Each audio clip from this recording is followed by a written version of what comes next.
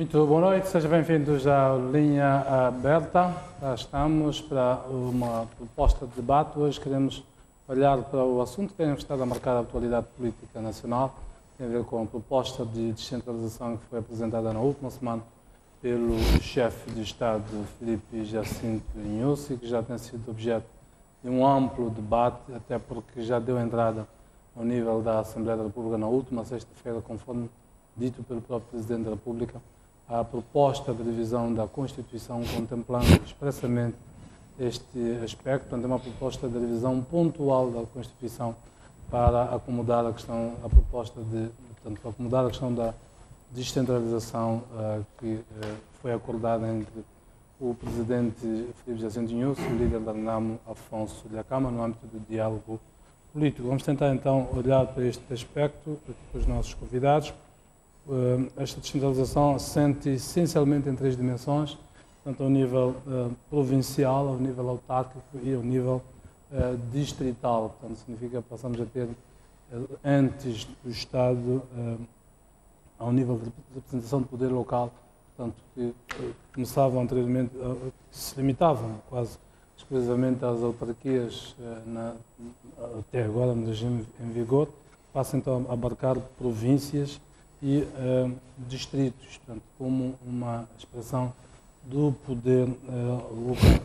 Muito bem, tenho comigo aqui três convidados. Boa noite aos três.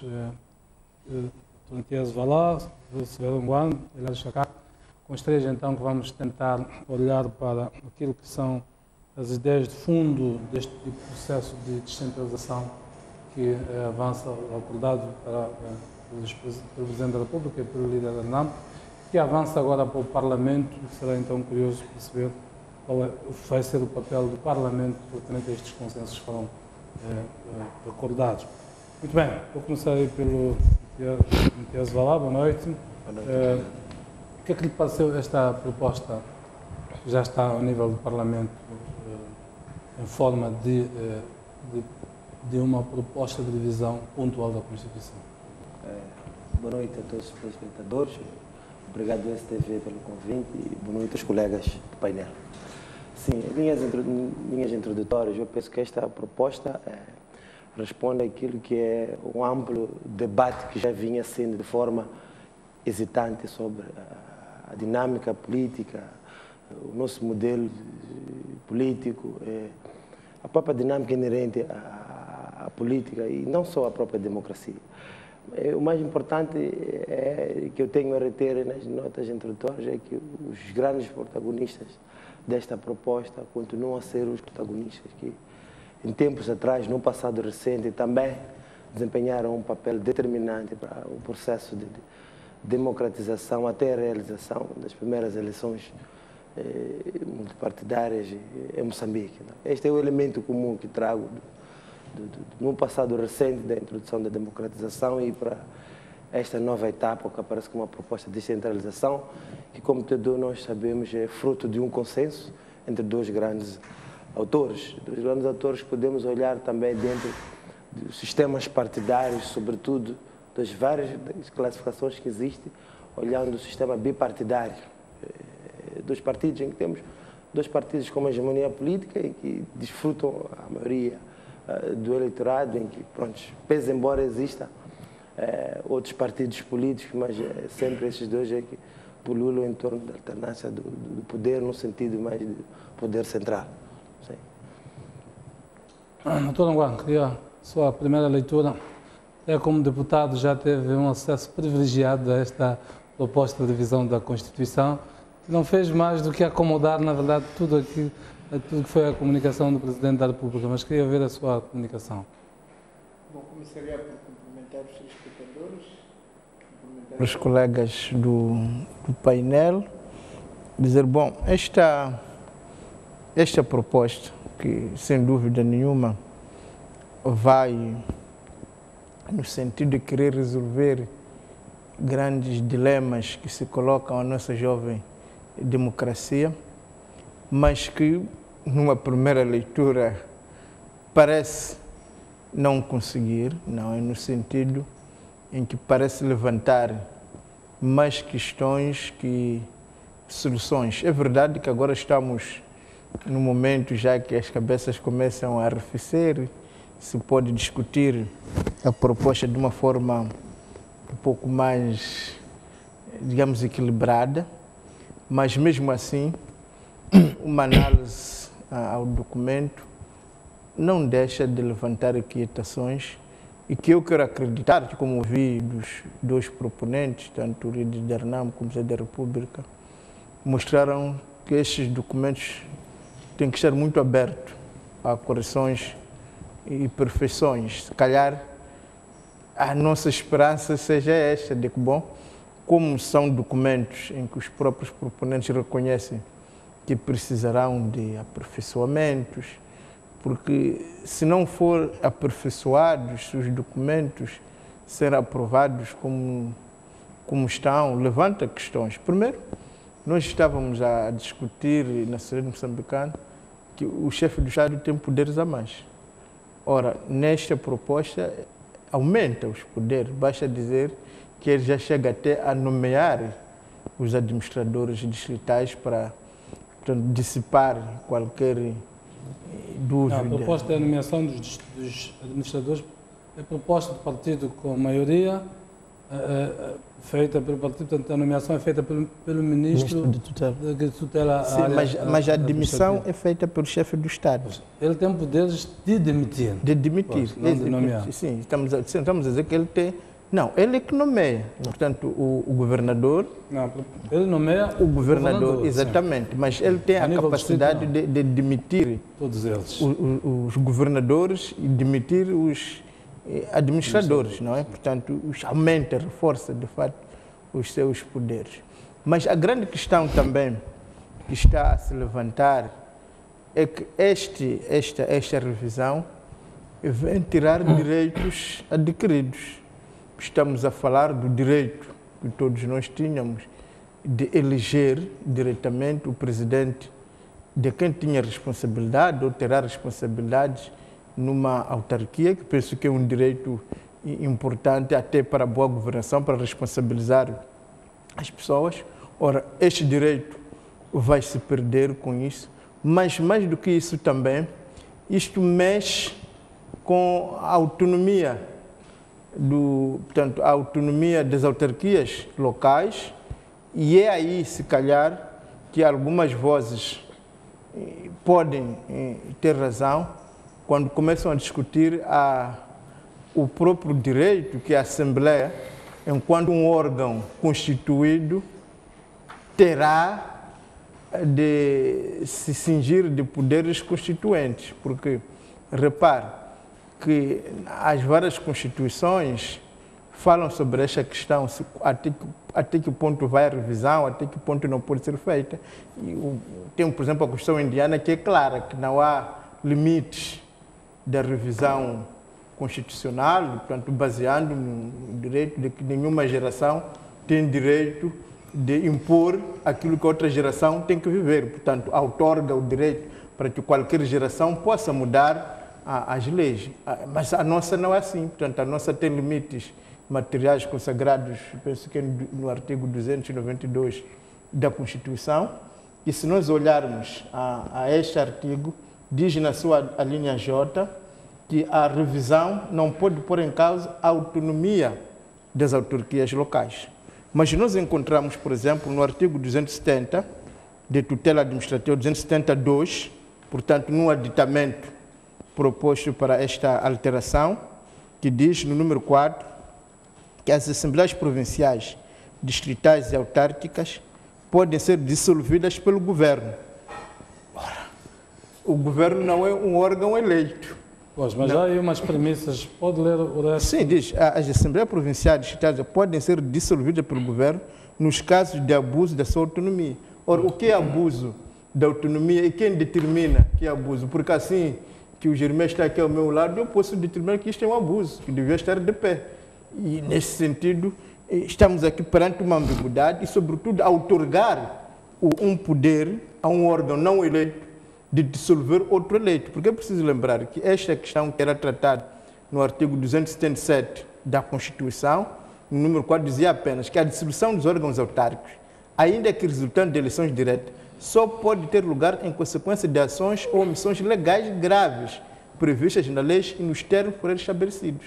Portanto, não constituía um órgão, uma instituição como o governo, com direito de dissolver. Portanto, parece-me que isto já pode indicar, e se calhar outros artigos, que estamos perante a violação dos tais limites materiais, porque quando estamos...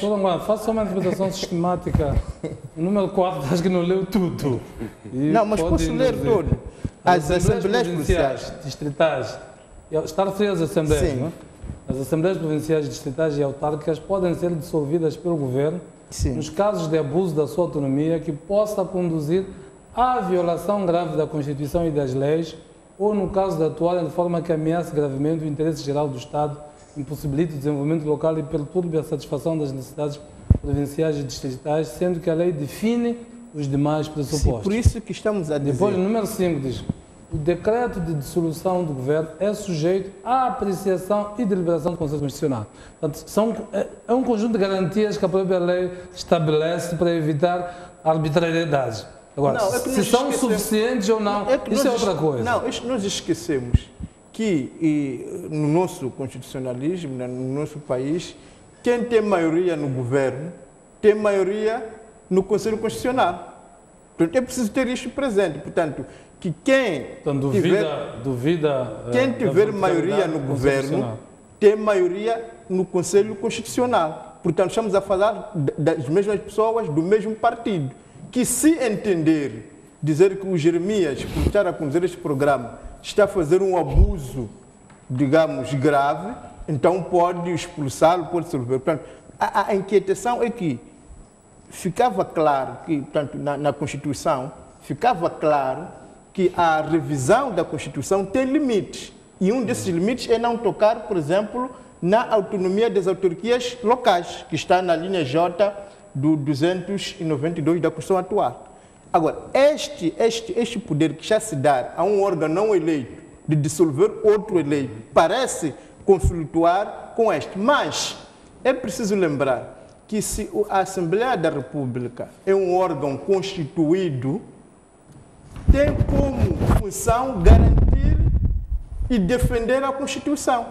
Mas parece-nos que há algumas alterações que deverão ser feitas à luz da atual Constituição, configurariam uma violação à mesma. Porque se entende que uma revisão que vai no sentido de explicitar mais esta Constituição, esclarecer, portanto, que vai na mesma linha, mas quando estamos perante uma revisão que realmente contraria a Constituição-mãe, então, que sentido temos que falar da lei-mãe, da norma fundamental, quando pode ser alterada desta maneira? Portanto, parece-me, isto não estou a dizer um dogma, estou a levantar um assunto para que as pessoas mais competentes possam discutir, de fato, se tem ou não direito a Assembleia da República, em conjunto com a Presidência da República, enquanto proponente, de fazer alterações. Sim, senhor, mas até onde? Estas alterações, por exemplo, que põem em causa a autonomia, que de uma forma explícita vem na Constituição, que não pode ser posta em causa, até que ponto isto é constitucional ou não é constitucional? Mas a Assembleia da República tem poderes de submeter ao Conselho Constitucional para pedir a apreciação, a fiscalização, aliás, da constitucionalidade de alguns aspectos. Portanto, vocês, como deputados, podem fazê-lo, ainda com a discussão, assim que houver a aprovação da lei, portanto, poderão fazer e o Conselho Constitucional vai certamente pronunciar-se. Sim, mas o problema é isso que eu estava a tentar dizer, que nós estamos aqui num círculo vicioso. Não acredita, portanto, no Conselho Constitucional. Temos um partido maioritário que tem maioria no Constitucional, tem maioria na Assembleia e tem a Presidência da República. Portanto, estamos num círculo vicioso. Portanto, eu penso que devemos analisar mais o mérito técnico da questão, porque se nós sabemos... Vamos voltar, porque há vários aspectos que eu queria propor. Deixa-me introduzir aqui o Hilário Chacato, queria ouvir a sua opinião. Em termos genéricos, se este modelo de descentralização, portanto, em 3 dimensões que é aqui proposto a nível de província, a nível autárquico, a nível distrital, na sua opinião, corresponde aquilo que é uma exigência de desenvolvimento de um país como o nosso. Muito boa noite aos telespectadores da STV, boa noite aos colegas do painel, boa noite a Sr. Jeremias. Agradecer o convite que me foi formulado. Olha, eu acho que a história repete-se em Moçambique, na medida em que nós vimos, no contexto de 1992, o governo e a Renamo, não é? Depois do Acordo de Roma, a encaminhar o mesmo acordo para ser chancelado na Assembleia da República. Penso que são as mesmas forças, obviamente que a Renamo na altura era um braço militar, que depois vai à Assembleia da República para transformar-se num partido político. E agora estamos diante de uma Renamo, que também tem um braço armado ainda, e que vai também, mais uma vez, com o governo, chegar a um acordo e que leva esta proposta agora para a Assembleia da República. Mas eu vejo aqui que é uma questão muito mais sui generis do que em 1992. Em 92 os acordos foram conseguidos graças às negociações feitas por técnicos, por outros indivíduos que não eram, portanto, diretamente os líderes, quer do governo, no caso do presidente Chissano e o líder da Renamo. Desta vez temos acordos muito sui generis, em que é o presidente da República, diretamente com o líder da Renamo, a fazer essas negociações, e que não é comum naquilo que são os acordos normais, portanto, naquilo que são acordos do ponto de vista tradicional. Então, isto penso que é algo muito interessante. Agora, em relação à questão que me coloca, eu acho que esta proposta de revisão constitucional para poder aprofundar a descentralização, que iniciou já há alguns anos atrás, é uma proposta interessante na minha percepção. Agora, pode não reunir consensos, é óbvio, nós ainda estamos a debater Moçambique, ainda estamos a construir e a consolidar este Estado. Então, não é, digamos, de se esperar que todos nós converjamos, portanto, na mesma perspectiva. Mas eu acho que, acontecendo, portanto, esse desejo, ou esta proposta que o governo e a Renamo, neste caso a presidência da República, remete à Assembleia da República, nós vamos ter uma nova dinâmica no mercado político moçambicano. Nós vamos ter uma dinâmica extremamente desafiante, quer para o partido no poder, quer também para o partido da oposição, que é a maior força política, que nós vamos passar agora a ter uma dinâmica mais ou menos aquilo que nós vemos nos países europeus, em que nenhum partido consegue a maioria, é preciso fazer concertações, é preciso fazer negociações estratégicas para poder fazer alianças de tal forma que consiga, portanto, criar o governo. Então, eu penso que isto é interessante e também mostra que estamos a aprofundar, quando nós saímos da dimensão das assembleias provinciais, descemos para o nível distrital. Então, eu penso que há, portanto, aqui passos que estão a ser dados que vão trazer uma nova dinâmica. Agora, é importante também dizer que as mudanças, muitas das vezes, são difíceis, não estamos preparados às vezes, e às vezes exigem sacrifícios. Então, penso que é isto, é esse receio que vai se levantando e os que estão, portanto... Ainda criam alguma perturbação nas pessoas. E há mudanças, de facto, radicais. Aqui, nós tínhamos, por exemplo, o município da Beira, o município de Quilimane, vemos também a mesma realidade em Nampula, em que existiam indivíduos que eram mais fortes que os partidos políticos e que, por si só, conseguiam, usando o seu capital político, para se manter no poder e agora vão ter mais dificuldades. Porque, por exemplo, vamos pegar, por exemplo, o caso da Beira, os beirenses votavam mais por indivíduo, provavelmente. Agora é preciso votar o partido. Então, penso que esta questão que está a introduzir é exatamente o que eu queria lhe perguntar a seguinte. Deixa de haver voto direto para nomear, portanto, não há voto direto para nomear administrador, presidente do município e governador, portanto, sendo que o governador e administrador é uma realidade nova, mas no caso dos municípios já havia esta tradição, portanto, de nomear. Isto deixa de existir e que vai desembocar naquilo que está aqui a referir. São os partidos que o vão fazer. Aqui emerge desde logo o poder dos partidos sobre os seus membros. Se esta opção ela não é uma inversão no mecanismo de participação, quando olhamos para os resultados das eleições autárquicas, vemos um nível confrangedor de participação. Isto vai estimular ainda mais, e tínhamos candidatos, alguns deles com algum carisma, ainda assim a participação era extremamente baixa. Sendo os partidos os rostos ao nível de uma administração local, que se quer mais de proximidade, eu vou eleger o Chacate, que acredito na minha comunidade é mais expressivo. Tirando os grandes municípios, Maputo, Beira, Nampula, Quilimane, a esmagadora maioria das autarquias que nós temos são pequenininhas. Portanto, quase que se pode apontar pelo dedo que aquela família é a família Costa, Langa, enfim. Então, se este mecanismo é um mecanismo apropriado, na sua opinião? Olha, Langa, eu tenho problemas com este modelo. Eu já tenho problema, não depois desta petição, aliás, desta proposta.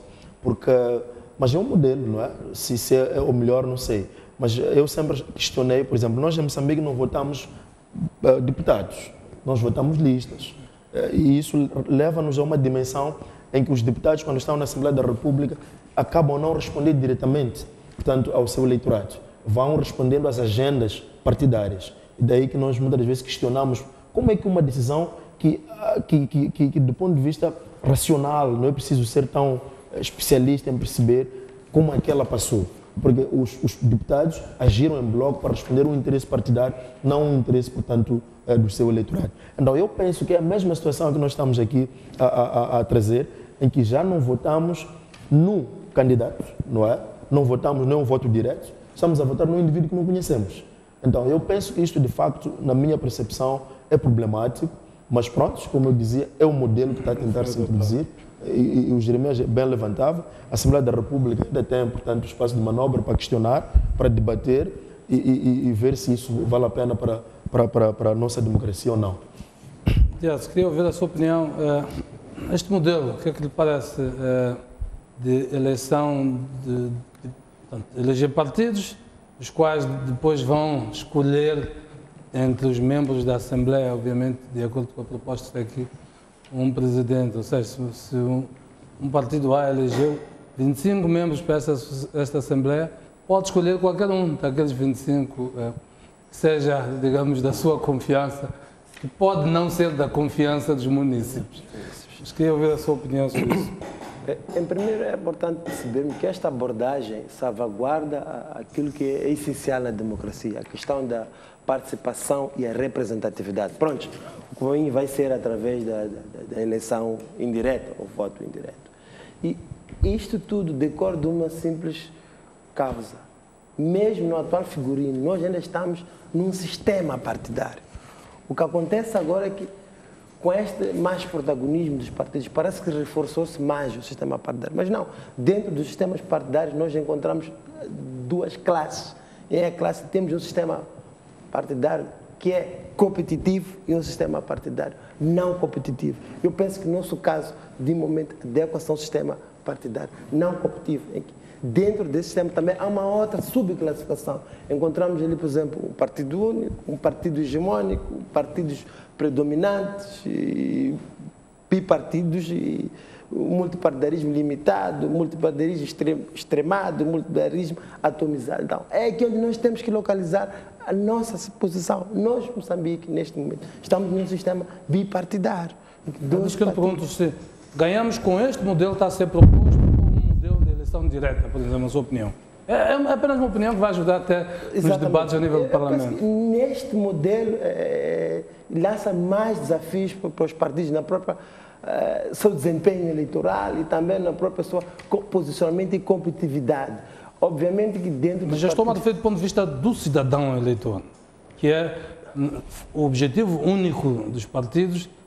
O objetivo é alcançar o poder, por via do poder, criar satisfação das necessidades dos cidadãos. É nessa a perspectiva. O cidadão ganha com este modelo ou com um modelo de eleição direta? Em minha modesta opinião, eu penso que o cidadão ganha. Vamos ver em que sentido o cidadão ganha. Com este modelo? Exatamente. Okay. Foi com os partidos... Identificou-se o partido com maior voto e dentro deste partido foi identificado que os que vão liderar em função da maioria que os partidos têm direito. Mas há um aspecto, a governação em si não acontece a nível da classe política. Esta classe política tem que ter alguma ligação com a sociedade. Eu acredito que as leis que vão ser concebidas vão definir se vão estar organizados em comitês consultivos locais, em fóruns de base da sociedade civil ou órgãos de base comunitária. Algum elo vindo do extrato social nesses níveis de província, autarquias e distrital terão que ser construídos para haver a complementaridade. Não podemos, de uma forma mecânica, pensar que este modelo vai estar entre os partidos e aqueles que são seus membros identificados para representar os partidos em função da maior percentagem de votação. Alguns outros elementos ao nível desses níveis territoriais terão que nascer, provavelmente, vamos ver com toda a revisão da Constituição, os termos de referência, terão que nascer para ver esta ligação. Esta é a minha modesta opinião. Doutor Anguá, ganhamos com este modelo, como está proposto, já temos uma proposta de revisão da Constituição, vai ser discutida, e esta é uma oportunidade de participação, pelo menos nós temos este privilégio, mas os cidadãos que vão falar ao telefone. Se este é o melhor modelo ou um modelo de eleição direta, quer do governador, quer do administrador, quer do presidente da autarquia, como já acontecia, na sua opinião? Bom, decididamente que o cidadão perde. Perde, primeiro, o direito de eleger quem vai ter funções executivas, porque, repare, que no modelo antigo, nós tínhamos o presidente da República, mas os presidentes das autarquias locais que eram eleitos diretamente. Sufrágio. Neste modelo, só uma única pessoa tem legitimidade direta dos eleitores, que é o presidente da República. O resto não tem essa legitimidade. Portanto, significa que perdemos. Se nós podíamos eleger, por exemplo, se fosse nas eleições passadas, mas 54 mais 1 era 55, portanto, executivos. Estamos a falar do poder executivo, aquele que gera. Portanto, tínhamos pelo menos 55 pessoas executivas a serem eleitas diretamente pelo povo. Deixamos de 55 para uma única pessoa, portanto, perdemos logo 54 possibilidades. Mas é preciso lembrar que a proposta, o que diz, nem são os membros das assembleias que votam de acordo com a maioria ou minoria. O partido que tiver maioria de votos é que faz a proposta. Ou seja, estamos a dizer que a eleição ou a nomeação dos executivos não está dentro das instituições do Estado, enquanto, por exemplo, uma assembleia, estão fora, estão nos partidos, porque os partidos são de direito privado. Portanto, nós temos pessoas de direito privado a determinar o que vai acontecer no direito público. Portanto, o partido é que vai indicar, o partido que tiver a maioria de votos, nem sequer são os membros da Assembleia daquele partido. Não, é o próprio partido que vai indicar quem é que deve ser nomeado pelo Presidente da República. Isso tem dois perigos. O primeiro é que retiramos ao cidadão o direito de eleger e responsabilizar diretamente quem vai gerir a coisa pública. O segundo é que corremos o risco de transportar portanto, a instabilidade partidária para dentro do Estado. Aliás, nós temos sorte porque estamos numa semana em que o ANC está a decidir quem deve ser presidente da República e não os próprios sul-africanos. Significa que dentro de um partido há uma direção, nomeou, portanto, apresentou uma proposta que foi nomeada. Mas há uma mudança de liderança dentro desse partido. E esse partido vai querer também operar mudanças. Portanto, estamos num momento em que, por exemplo, a população está satisfeita com a governação deste edil, mas, por causa de uma birra partidária que possa acontecer, o partido poderá, querendo, alterar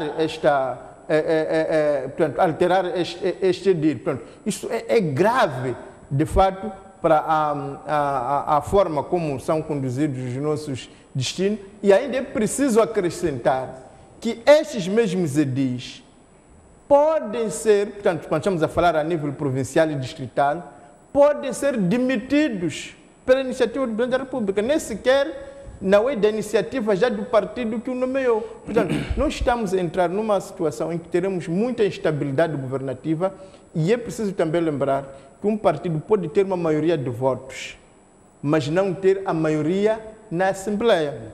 Então, isto coloca questões, logo, do princípio de governabilidade. Se um partido, por exemplo, imaginemos que isto se aplicasse sobre Nampula, não é? neste momento. Neste momento, quem tem maioria de votos é a Frelimo. Ia nomear, então, o edil de Nampula. Mas, quando chegarmos à hora da governação, ela não tem maioria na Assembleia. Sem viabilizar. Este é o ponto que já levantou a questão estava a referir, está na proposta no artigo 275, enquanto falava, estava a procura disso. Número 4, diz que o órgão executivo da autarquia, que é a Assembleia, que é o presidente nesse caso, é o Conselho Autárquico, portanto, ele e a sua equipe. Dirigido por um presidente e proposto pelo partido político, coligação de partidos políticos ou grupo de cidadãos eleitores que obtiver maioria de votos nas eleições para a Assembleia Autárquica. A proposta não clarifica se esta maioria é simples ou é absoluta. Mas esta já é que é a proposta mesmo. Sim. Isso não é uma intenção. Não, a proposta, ela não clarifica, é válido o que está aqui ao nível das autarquias, para também ao nível provincial, portanto é praticamente a mesma coisa. O modelo deste, vocês, por exemplo, que estão ao nível do MDM, é um ganho para o MDM, que é uma força pequena, ao nível porque, portanto, no sentido de que o MDM pode propor que esta maioria seja absoluta e não a relativa. Se propuser que seja absoluta, o MDM é o maior vencedor praticamente de todo o histórico. Olhe para os resultados das eleições, vai ver que é na Manica, as eleições, portanto, Manica, na Zambésia, em Nampula, em Tete, pelo menos que eu me lembro, nenhum partido tem maioria absoluta nas eleições. E só ou Renamo ou a Frelimo fazem a maioria absoluta consoante se aliam ao MDM. Portanto, o MDM pode escolher se casa com A ou com B e viabiliza a governação se a opção for para uma maioria absoluta. Mas o proponente, não é de forma deliberada, colocou maioria, apenas. Pois, o que pode, é o primeiro aspecto restritiva, entendermos como uma maioria simples. Não é que nem é preciso. Basta dizer que é maioria, não se qualificar significa que é maioria relativa. Então, vamos ter um presidente que não tem condições efetivas da governação. Mas o MDM não está a julgar essas propostas olhando para a vantagem que pode ter ou não ter, porque estamos falando de eleições passadas. Isso aplica nas próximas eleições. Mas ter aplicado os resultados, tendencialmente, os resultados mais ou menos vão ser... Não, mas aí o Jeremias disse uma coisa importante, porque se olhar para toda a mecânica desta proposta, é feito por dois partidos, e cada um acredita que vai ganhar as eleições. E este é que é o grande perigo, porque se nós olharmos aqui, portanto, nos pressupostos, é suposto que isso é para garantir a paz, a harmonia, mas efetivamente a mecânica do proposto é visível, que é feito por alguém, tanto a Frelimo acredita que vai ganhar as eleições, como a Renamo que vai ganhar as eleições, e nós sabemos que só um pode ganhar. E é por isso que esta proposta potencialmente poderá não atingir os objetivos pela qual está a ser posto, que é garantir a paz. E é isso que preocupa o MDM como partido da paz, que tenhamos uma proposta que efetivamente, independentemente de ganhar ou de perder, possa acomodar a todos e, sobretudo, possa permitir uma boa governação para melhorar as condições de vida das populações e não para servir o ego de um governante ou de um partido político.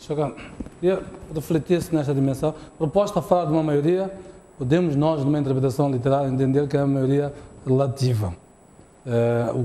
O legislador tem a prerrogativa de clarificar isto.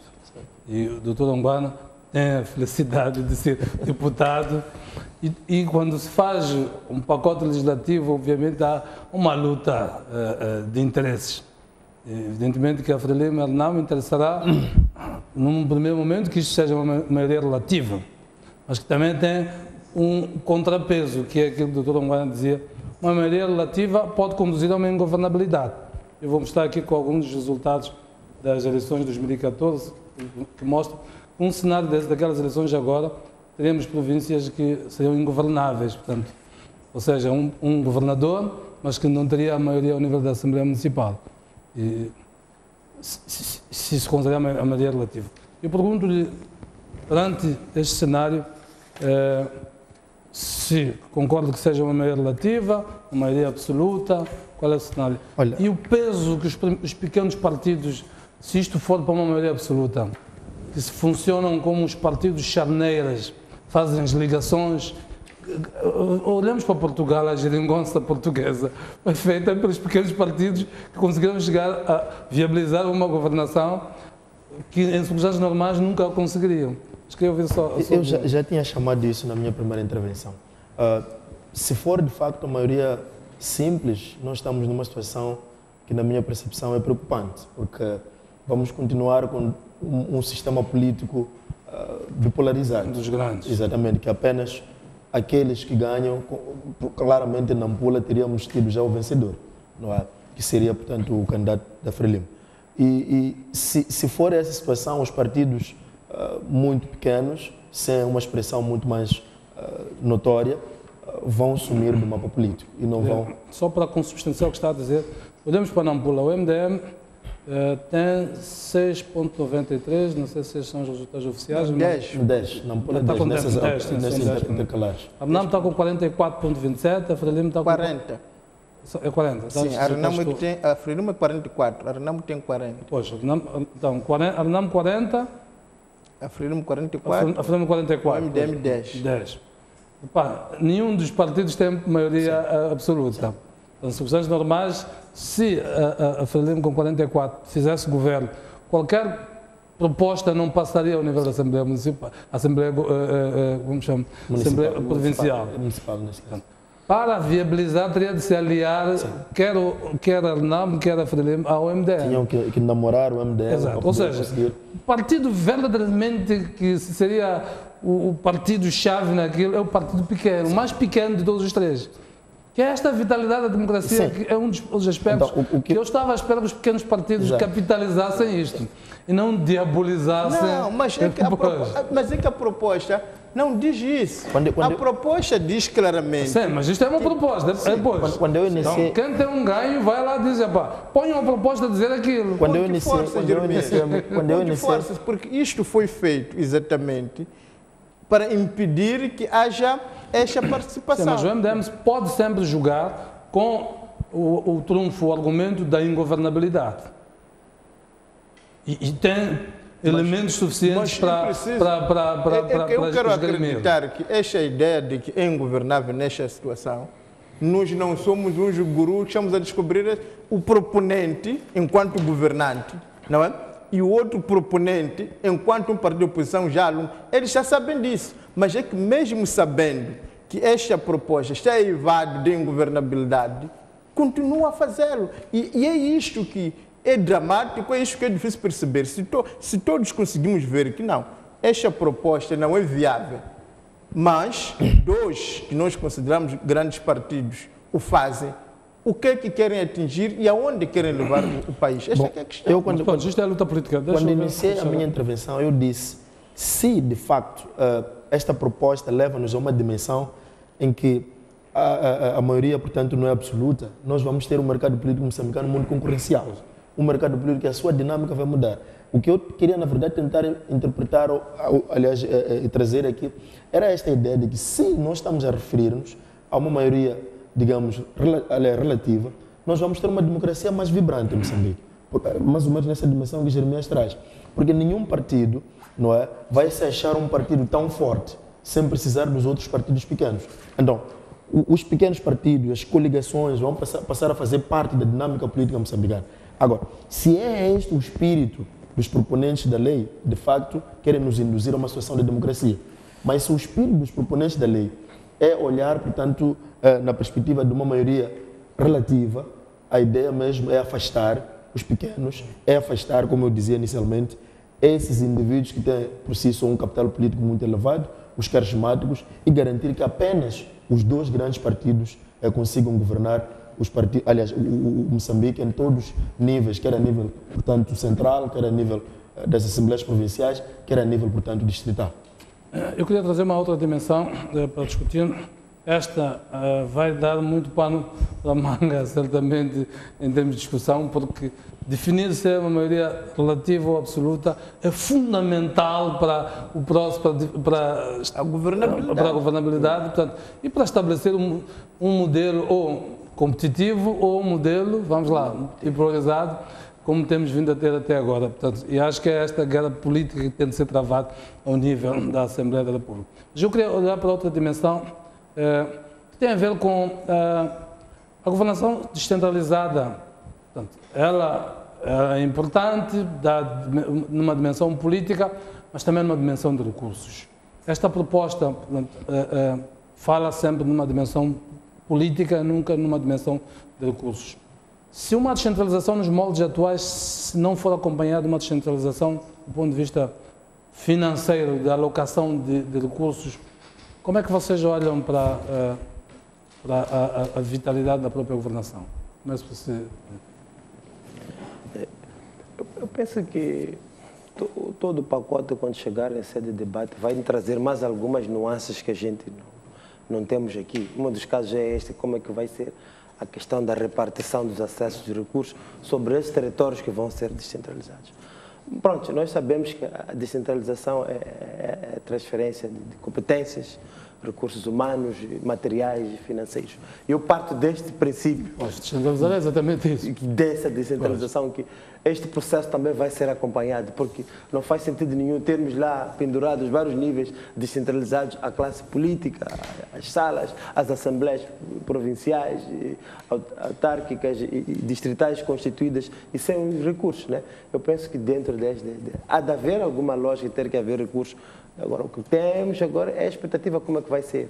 É na lógica atual ou vai ser numa lógica de constituição de novos fóruns políticos que tenham também simultaneamente a componente de, por exemplo, arrecadar receitas localmente e tributar impostos, várias formas de capitalizar recursos sem ser dentro de uma via de transferência do nível central para a base, mas no sentido mais do nível da base ao topo, em que ao nível local criam-se estruturas de capitalização de recursos, né, para sustentar toda a dinâmica política e novos atores políticos que vão entrar em função. Olho desta observação. A proposta, pelo menos, ela nos diz que há matérias de exclusiva responsabilidade dos órgãos de soberania, dos órgãos de instituições centrais do Estado, e uma delas tem a ver com a criação e a alteração dos impostos. Portanto, significa que os órgãos descentralizados aí não mexem claramente. Eventualmente nas taxas, é aí onde se pode discutir como uma fonte privilegiada da arrecadação dos receitos. Mas queria ver, doutor Anguano, como é que olha para este processo? Como não temos um calendário do processo de descentralização, porque poderia dizer que começamos com a descentralização a nível político, sendo que há um calendário que a alocação de recursos também, respeitando esta descentralização, ela vai ocorrer gradualmente nessa perspectiva. Será mais ou menos uma análise especulativa. Mas não é especulativo. E as grandes inquietações que nós temos e muitas pessoas da sociedade civil têm é que, sendo uma proposta que tem claramente aspectos de governabilidade irrealizáveis, mas que está lá, não é? Por exemplo, esta de que não haverá alteração de impostos nem de taxas. É preciso lembrar que o MDM já tinha apresentado uma proposta de descentralização que, de fato, incluía este aspecto da questão dos impostos, de sabermos, tá bom, os impostos são estes, não são alterados, sim senhor, mas qual é a parte? Ponto de vista de distribuição. Exatamente, que fica na província, qual é a parte? Ora, isto não está a ser feito, nem parece haver interesse. A pergunta que vem ao de cima é: mas como é que este governo provincial vai funcionar se não tem recurso? E aproveitando-se o MDM da sua experiência de gestão autárquica, avançou com uma proposta que inclui esse aspecto. Mas o que nós estamos a ver é que esta proposta, de uma forma deliberada, ignora essa questão, da mesma forma que, de uma forma deliberada, ignora a questão das maiorias. Portanto, parece-nos que das duas umas, ou esta proposta está a ser feita para não ser aprovada, ou é feita para, depois de ser aprovada, mostrar-se inviável, voltarmos às formas antigas. E é preciso até a linguagem que, de fato, denota um pouco este recuo. Porque até se fala agora já dos conselhos executivos, que nos lembra, de fato, o tempo do marxismo, que havia conselhos executivos. E nós passamos agora a ter um conselho executivo distrital, um conselho executivo provincial. E nós sabemos que esses órgãos, no tempo que existiam, de fato não tinham nenhuma autonomia financeira, não fiscal. E parece que estas são razões mais do que suficientes, que, como digo, eu sou otimista. Acredito que o fato dos proponentes, concretamente o líder NAM, presidente da República, terem dito que é uma proposta com imperfeições e que essas imperfeições poderão ser trabalhadas, também se calhar com a participação da sociedade civil, mas penso que efetivamente, se a proposta for aprovada como ela está a ser apresentada, levanta questões de ingovernabilidade, de vazio, digamos, de poder, no sentido em que o governador, primeiro, já tem um poder espartilhado, porque fica sem perceber porque quando tínhamos governador hoje, não precisávamos do representante do Estado, mas vamos ter o governador amanhã, então já precisamos do representante do Estado, porque que, havendo clareza de que o representante do governo central passa a ser o secretário de Estado, já não é o governador. E essa é que é a pergunta, ao nível da Constituição. Porque, portanto, parece-me que isto levanta até questão de despesismo, ou seja, numa só tacada, no momento em que nós estamos a falar de poupança dos recursos, foram criados mais 11 empregos, não é? Portanto, será que de fato a nossa preocupação é uma boa gestão administrativa, é a tal boa governação, ou é acomodar, digamos, os nossos membros, é este partidarismo que nós estamos a ver nesta proposta, que efetivamente elege os partidos em detrimento do indivíduo. Parece que o que está aqui em choque é exatamente isto. Ou o indivíduo, ou a instituição, e esta proposta elegeu a instituição. Chagato, queria se pronunciar sobre esta questão dos recursos para pôr todas estas máquinas. Há um governador, há um administrador, há um partido, no caso vertente, vai fazer campanha eleitoral, vai fazer promessas, mas não tem sequer uma ideia de que tipo de recursos vai ter, uma vez que a dotação orçamental é decidida a nível central, como sucede até agora. Olha, eu acho que isso tem que ser visto em várias dimensões. Uma das dimensões é olhar isto numa perspectiva política, numa perspectiva do que isso traz de ganhos. Nós estamos numa situação de uma instabilidade política. E se isso significa, na minha percepção, que vai trazer-nos a paz para Moçambique, vai nos trazer a paz e estabilidade para o país, eu entendo que a democracia tem o seu custo, essas mudanças também têm o seu custo. Então, transitoriamente é um caminho a percorrer. Exatamente, então não temos como fugir disso. E lembramos, por exemplo, que quando tivemos acordo de cessão de hostilidades em 2014, foi criado o Fundo da Paz, foi aprovado o estatuto do segundo líder da oposição, ou o segundo mais votado. Tudo isso é para, digamos, custear a paz que nós tantos clamamos por ela.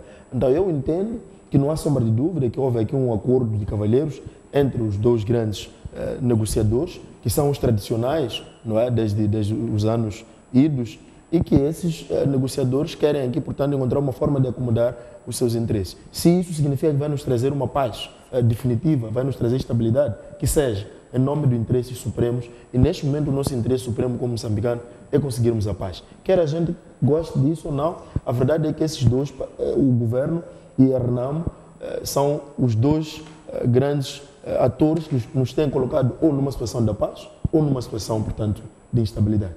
Quero convidar os telespectadores para interagirem connosco a partir deste momento, colocando as suas opiniões em torno deste assunto.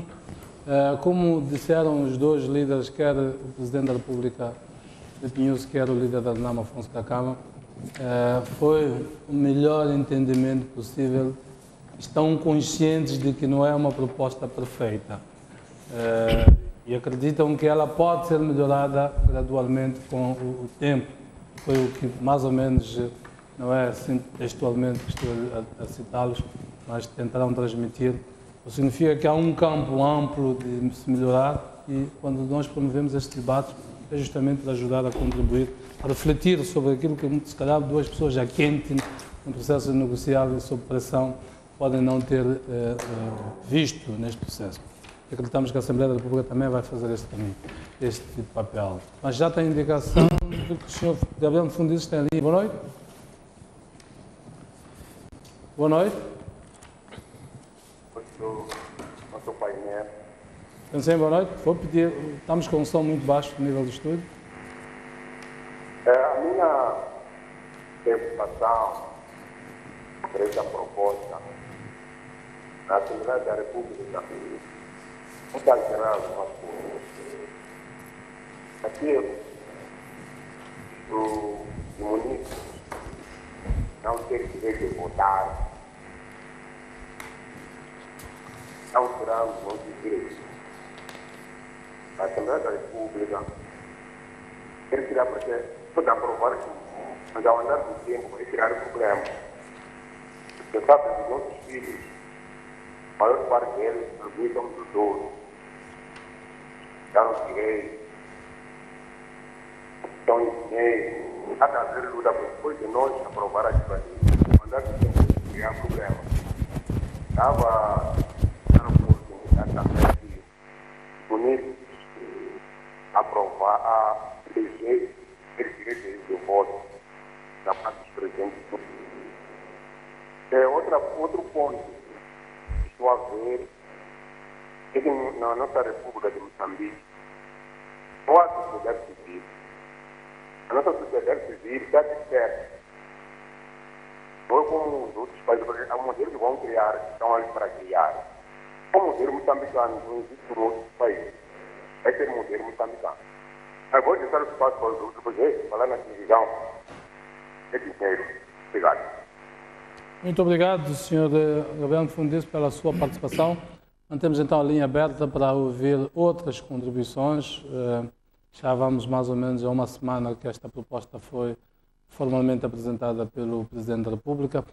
Já foi, digamos, socializada pelos pelos cidadãos na globalidade, naquilo que são as linhas gerais, e, portanto, estão em condições de opinar sobre aquilo que é o caminho e ajudarem aquilo que são os nossos representantes a nível da Assembleia da República a encontrarem o melhor caminho, o caminho que satisfaça sobretudo os interesses da maioria, relativamente digamos, ao conteúdo final da proposta. Não sei se já temos alguém em linha.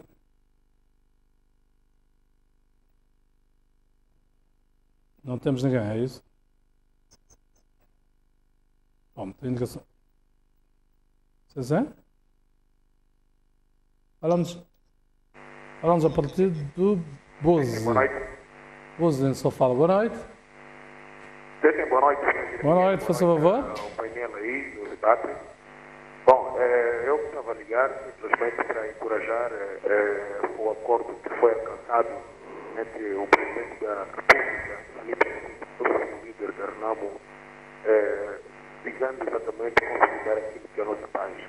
Portanto, eu queria encorajar que este acordo possa ir muito mais além, que é o desarmamento da Renamo, isso que lhes preocupa bastante.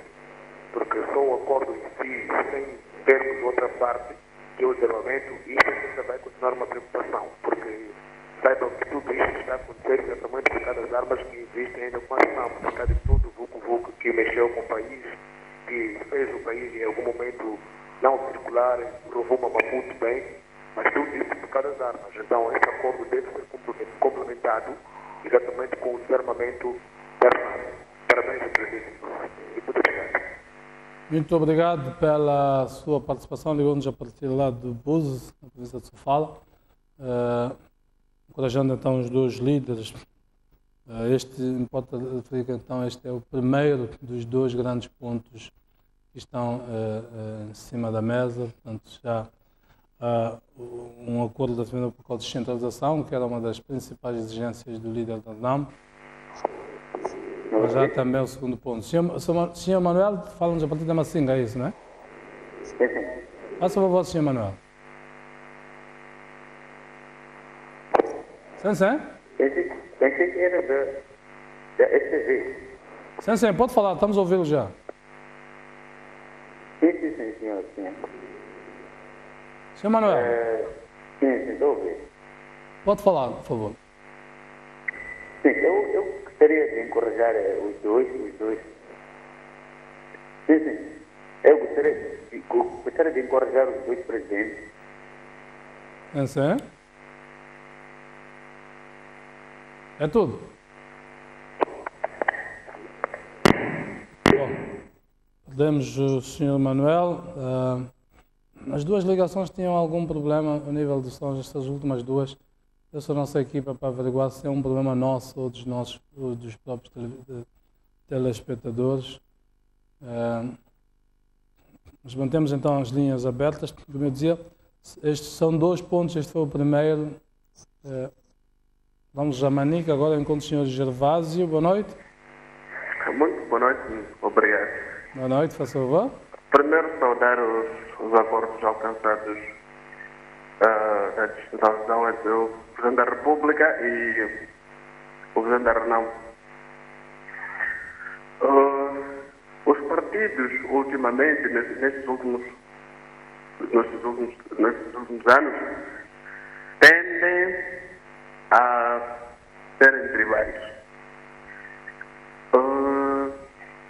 Nesta proposta de lei do Presidente da República, deveria haver algum aspecto que acautele a situação de tribalismo. Porque não acredito que indivíduos da região centro ou indivíduos da região sul participem e convivam politicamente numa região que não seja aquela que o indivíduo nasceu. Muito obrigado. Muito obrigado pela sua participação, digamos, a partir de Manica. A propor que os candidatos não possam concorrer na sua área de origem. Pois, os moçambicanos são livres de circular pelo país, de viver onde entendem, também podem concorrer onde entendem. Portanto, uma interpretação extensiva claramente nos remete a esta ideia. Sr. Cadu Moreira, fala-nos a partir da Matola. Sim, boa noite. Muito boa noite. Boa noite. E também todos aí presentes. Não sei se consegue perfeitamente. Exato. Faça favor. Bom, dizer que primeiro o governo da Frelimo e a Renamo vivem uma relação de amor e ódio desde 1977, em que em 92 esse amor e ódio novamente, quer dizer, tornou-se um amor porque houve um acordo de paz. Depois fomos para no ano 2003, esse amor tornou-se um ódio, quando de novo despletou o caso dos toques entre o governo Renamo neste caso. Depois entramos para o ano 2014, em que novamente encontramos um amor. Depois desfez esse amor em 2015, agora já encontramos o amor novamente voltou a se reatar. Portanto, eu acho que para mim esse acordo vem sedimentar muito mais, vou favorecer muito mais até os dois partidos políticos. E o MDM, para só notar aqui, fica mais prejudicado. Por exemplo, se alguém no MDM, como o presidente Manuel Araújo, queira, por exemplo, concorrer independente do que acontecer com o Davis Mango, mas com o Davis não tem alternativa. E, por exemplo, como que vai? E, para mim, até essa situação pode dizer que era cenários dentro de partidos políticos. Essa eleição, por exemplo, eleição nos municípios, eleição autárquica, essa eleição a eliminação do caso direto, né? Pode querer, por exemplo, em que alguém que é cabeça de lista, como, por exemplo, o Vanessa Mondlane, depois haja uma outra pessoa que quer concorrer, pode ter a situação para ter a vida àquele primeiro, para que seja isso, a esse nível. Então, não sei como que isso, essa lei vai ser regulamentada, para que também acautele situações similares que nós guerras internas, políticos. E, por exemplo, nesse caso, como queria fazer sobre a situação de como que chamaria? Eu acho que, para mim, até tinha que haver um referendo, nesse caso concreto, para que isso seja, para que nós, o povo, possamos decidir, no caso das eleições autárquicas, se aceitamos naqueles moldes, não que acontece simplesmente. Eu acho que essa é a minha opinião sobre isso. Muito boa noite. Muito boa noite, muito obrigado, Sr. Cadu Moreira, pela intervenção. A trazer relativamente à questão do peso dos partidos numa outra dimensão, vai ser interessante. Os líderes dos partidos vão ter claramente todos os candidatos na sua própria mão. Acabou a relativa independência que nós vimos. Há eleições em Quilimane, vamos o partido. Quem o partido escolhe? Não, há deputados, somos 15, 16. Aquele que for leal aos líderes, às lideranças no geral, aos órgãos, até o último instante, se calhar é esse que vai ser escolhido. Portanto, podemos concorrer, eu e o Chacata, pensar que sou eu, ele a pensar que é ele, e no fim um de nós vai ficar desiludido neste processo. Muito bem, o Sr. Elton fala-nos a partir da Zambésia. Boa noite. Boa noite. Fala com Carlton de Quilmane. Carlton, é isso, né? Sim, Carlton. Carlton, peço a minha produção então para corrigir o nome. Faça favor. Eu liguei mesmo para interagir em torno deste tema que está a ser abordado agora, neste exato momento. Por quê? Aqui há dois aspectos que têm que ser olhados. Um dos primeiros aspectos é a paz, o segundo aspecto é a governação. Não sei se estão a perceber. Por que eu digo isso? Porque se formos a olhar só para a paz, estaremos a interromper ou a tropeçar na governação. Porque o que os dois líderes querem é simplesmente uma boa governação. Mas, quer dizer, a paz, neste caso, estão a lutar só para a paz. Não estão a olhar para a própria governação. Digo na governação porque não estão a olhar para a governação porque por causa do critério que estão a usar, ou o método que estão a usar para a eleição do governador. Aí nós só estamos a querer simplesmente procurar um método de nos livrarmos só da guerra ou do conflito entre as duas forças, ou as duas potências. Que isso não é exatamente o que se quer. Por isso que esse método que está aqui a se debater não é o método exato. Não pode ser este o critério de eleição do governador. Tem que ser, como é que eu posso dizer, eleição direta, não uma eleição feita por deputados, porque nós não sabemos quem são esses deputados. Nós simplesmente votamos nos deputados. Nós simplesmente votamos nos deputados, não sabemos quem vai nos representar. Então, nós que somos o povo, gostaríamos que nós mesmos escolhêssemos nosso próprio governador, assim nós estaríamos a pagar por um erro por nós cometidos. Não sei se estão a perceber. Muito bem, um erro por nós cometidos. Por quê? Porque o facto de eu eleger alguém, aí, no momento em que ele não estiver a governar como deve ser, eu estarei a pagar porque fui eu que elegi a ele. Não foi alguém que elegeu por mim. Esse é um assunto que eu já tive com vários colegas, amigos, em torno desse assunto. Falo de Quilmane, sou um estudante da universidade, de Carlton Brasília, nesse caso. Não sei. Muito bem, muito obrigado, Sr. Carlton. Penso que o essencial já está aí, levantou várias questões, de facto são pertinentes para a discussão. Queríamos dar a oportunidade a outros telespectadores para interagirem connosco e colocarem as suas opiniões, porque é um momento, e pegando as palavras do Presidente, desafiante, porque estamos a mudar a forma de organização do Estado e é um momento marcante na história deste país e é preciso, nos momentos marcantes, tomar as decisões certas num processo de viragem. E é esta discussão que interessa, de facto, levantar aqui. Vamos a um telespectador que nos fala na condição de anonimato. Boa noite. Boa noite, Jeremias. Boa noite aos painel. Bom, eu acho que o que está a acontecer alguma coisa de errado não está bem aqui. Nós somos povos e como povo temos esse direito. Primeiro vão-nos retirar o direito que eleger o presidente do município, que é um governo local. É aquela pessoa que está ligada com o povo a mais baixo nível, que leva as nossas preocupações ao alto nível. Isto vai ser-nos retirado. O segundo aspecto, vão-nos cortar o dever de ir à mesa de voto para eleger um indivíduo que não conhecemos.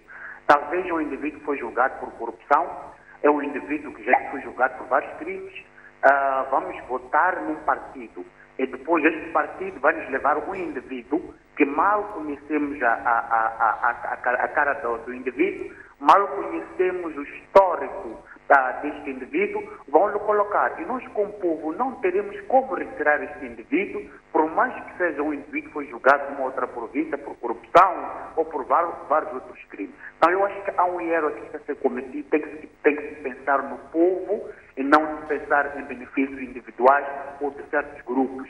Eu acho que a eleição direta, isto é o mais importante, temos que eleger alguém que conhecemos, tem que conhecermos a cara do indivíduo que estamos a votar, não é simplesmente eu vou votar no Partido Frelimo, o Partido Frelimo vai escolher um indivíduo, sei lá quem é, se este indivíduo é do bem, se é do mal, vão colocar para dirigir o povo. Então, alguma coisa aqui não está correto, e eu fico preocupado que Arnamo diz que era do interesse do povo, a luta que eles faziam, mataram pessoas, aceleraram caminhões de empresários, e alegando que querem a democracia. E hoje querem nos retirar a democracia que conquistamos durante o século. Que é eu eleger um presidente no município, um indivíduo que me represente, é elegermos até o próprio deputado. Eu acho que é a hora do governo, a sociedade civil em geral, se debater até o próprio deputado na Assembleia da República. Porque eu não conheço quem me representa. É um indivíduo que faz TPC para um partido que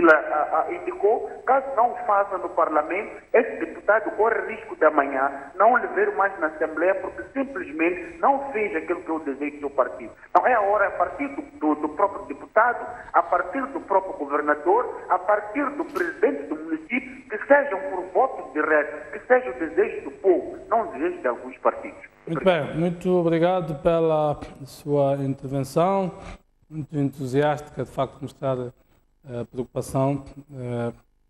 Esta é a fase em que, como cidadãos, temos a oportunidade de nos expressar, como dizia o poeta, gritarmos até ficarmos roucos, a ver se somos ouvidos como cidadãos relativamente a isto. Há um telespectador referia-se a esta questão, nesta proposta, no artigo 275, esta proposta de divisão, número 6, o Presidente do Conselho Autárquico pode ser demitido pela Assembleia Autárquica respectiva pelo órgão de tutela do Estado nos termos da lei.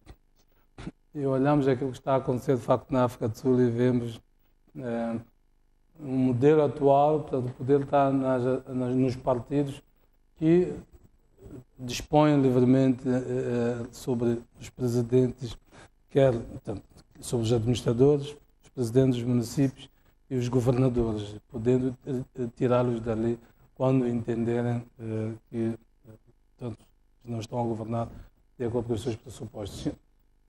Vamos ao encontro do Sr. Chabano, vai ser o nosso penúltimo telespectador. Fala-nos a partir de Cabo Delgado. Boa noite. Boa noite. Boa noite, faz favor. Boa noite. Boa noite. Boa noite, faz favor, Sr. Chabano. Eu gostaria de interagir também uma questão. Sim, boa noite. Vamos ouvir, pode falar, pode falar. Eu gostaria de interagir uma questão dentro dos temas em debate. Estava dizendo eu. Pode falar, estamos a ouvir.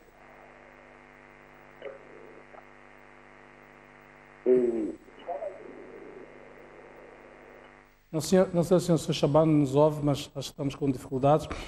Sugiro então avançarmos para mais um telespectador, para fecharmos já as intervenções dos nossos telespectadores.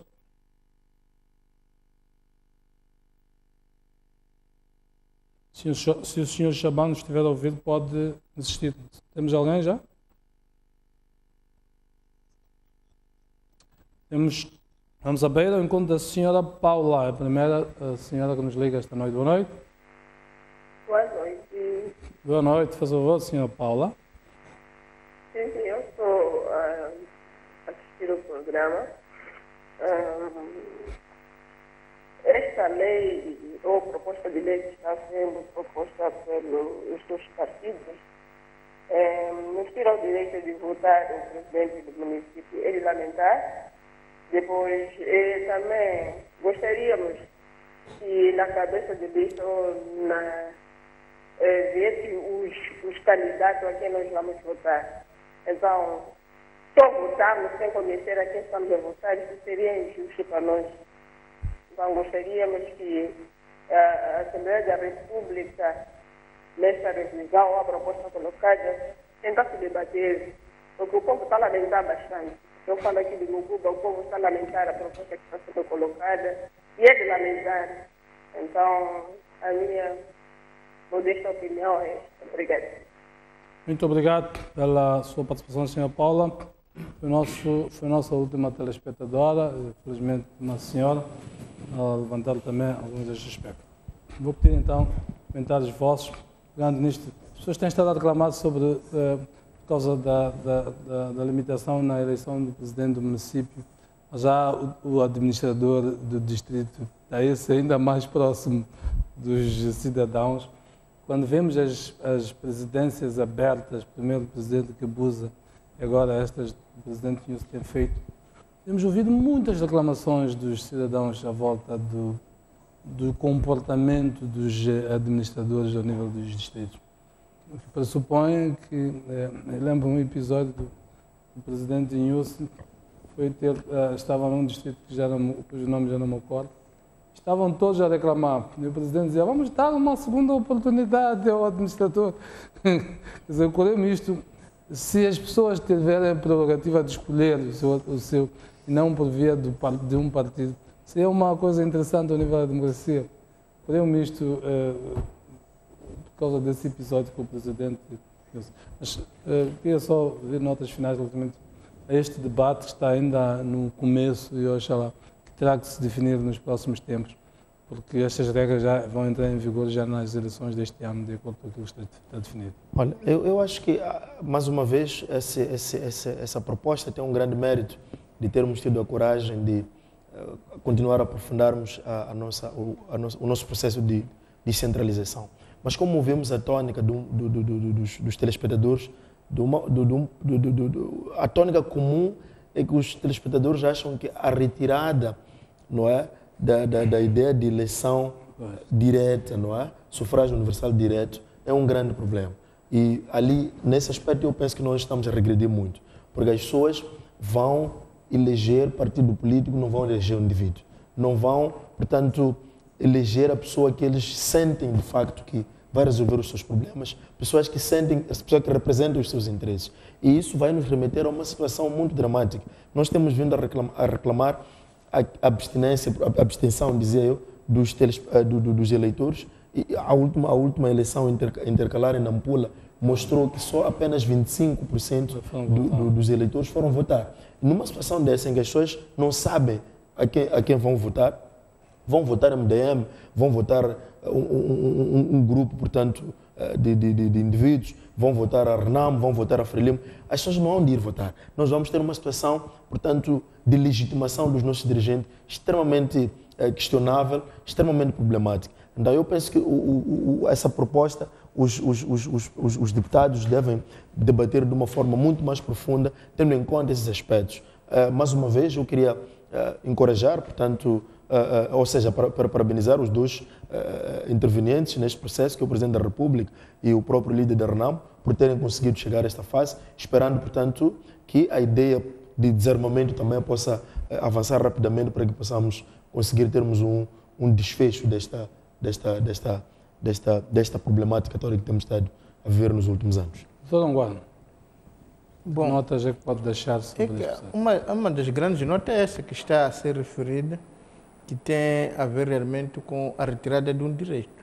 E é preciso lembrar que está no artigo 292 da nossa Constituição, quando fala dos limites materiais, e diz, portanto, na linha D, que as leis de revisão constitucional têm de respeitar os direitos, liberdades e garantias fundamentais. Portanto, trata-se de um direito adquirido que está a ser retirado, que não está a ser respeitado, e tem também a ver com a linha J, que é a única que está a ser alterada aqui para acomodar a governação provincial, que diz que deve respeitar, portanto, a autonomia das autarquias locais. Portanto, parece-me que os aspectos que têm a ver com as autarquias locais é que levantam muitos problemas no sentido de as pessoas se perguntar se tem direito à Assembleia de fazer isto, e é a tal matéria que só devia ser alterado em sede de referendo.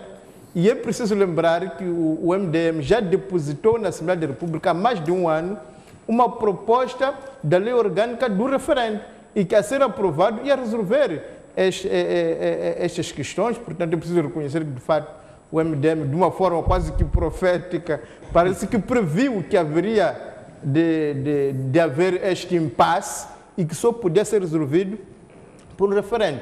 Para dizer o quê? Que não havendo, de fato, a possibilidade hoje de fazer o referendo, porque a lei ainda não foi aprovada, tinha que primeiro se aprovar a lei de referendo, depois realizar o próprio referendo, se calhar fosse sábio que a Assembleia da República se abstivesse de aprovar, de incluir, ou pudesse retirar desta proposta o que tem a ver com as autarquias locais, porque estes, até para começar, nem eram objeto dos tais acordos. Portanto, isso é mais uma razão para dizer que, se calhar, sobre esta matéria, devia... A ideia foi uniformizar com a questão dos governadores e dos distritos.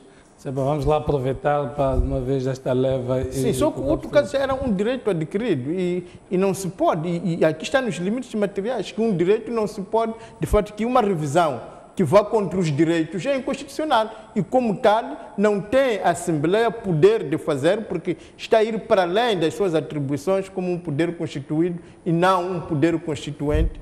Então é esta questão que penso que é uma questão de fundo a ser pensada. Outra questão que me parece essencial tem a ver com recursos, que nós não podemos criar províncias, mas que de fato não há recursos concretos destinados a essas províncias para atingirmos plenamente os objetivos preconizados.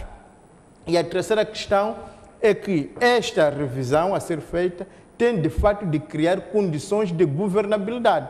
Quando se fala das tais maiorias, que depois não se diz se são, portanto, qualificadas ou absolutas, subentendendo que são as relativas, criando uma situação em que vamos ter presidentes, portanto, vamos ter governadores ou presidentes dos tais conselhos distritais ou das autarquias, que de fato não têm uma maioria que a suporta, que vai levar à demissão desses administradores, desses presidentes das autarquias, voltando às tais intercalares. Não será intercalar, mas pelo menos haverá esta repetição da eleição, com tudo o que implica de parar, digamos, um processo governativo e, sobretudo, a influência que a instabilidade dos partidos políticos vai ter no sistema de governação, como estamos a assistir hoje na África do Sul, que tem um partido que vai decidir se o presidente continua ou não continua, estando toda a população excluída de participar neste debate. Portanto, eu penso que, se fizerem esses reparos, se haver de fato esta humildade e esta vontade que tanto já foi anunciado pelos proponentes, que não, esta é uma lei com imperfeições que deve ser, digamos, aperfeiçoada, se calhar podemos minimizar os danos que esta proposta pode acalentar, porque, para terminar, é preciso lembrar que em 92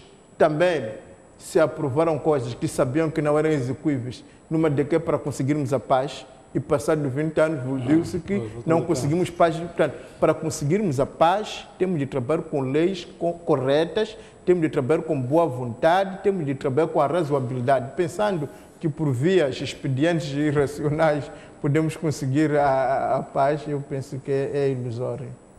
Tiago, as suas notas finais? As minhas notas conclusivas é a ilação que tiramos dos 8 ouvintes.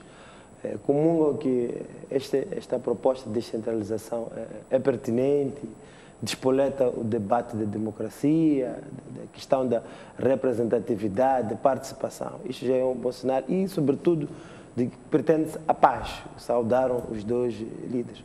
Obviamente que há divergência na forma como os caminhos que vão ser seguidos para termos consolidado a nova estrutura orgânica ou nova organização política do nosso Estado. Mas eu penso que aqui há algum aspecto que é importante reter. A organização excelente dos partidos será determinante para o sucesso desta nova abordagem quer seja os partidos do ponto de vista de desempenho eleitoral, e o desempenho eleitoral envolve como os partidos vão ter que posicionar-se diante dos cidadãos, também a questão também do próprio rotatividade, do acesso ao poder também. Eu penso que pela plataforma dos partidos olhou-se no sentido de ser mais um meio mais inclusivo. Pronto, enfim, todo este processo tem os seus desafios, levanta também aqui como alguns pontos nós ainda não temos claro, a questão dos recursos, a questão também dos próprios, como é que vai ser a Constituição da República, já tem a revisão, já temos as propostas, então há todo este conjunto de expectativas que eu penso que os próximos dias estarão dissipados e voltaremos, quero acreditar, para esta reflexão com mais elementos sobre aquilo que vão ser os contornos e que tenhamos um sistema que todos sintam-se refletidos. A priori, há que se saudar este otimismo que levanta. Também há uma parte complementar em relação a isto que foi anunciado pela Sua Excelência Presidente da República, é que, a par dos processos da descentralização, aos compromissos de processo de desmilitarização e reintegração dos efetivos do homem da RNAMO, também é uma outra face desta moeda. Eu penso que podemos só olhar a questão do funcionamento das instituições, há que olhar também a outra parte que faz parte deste processo.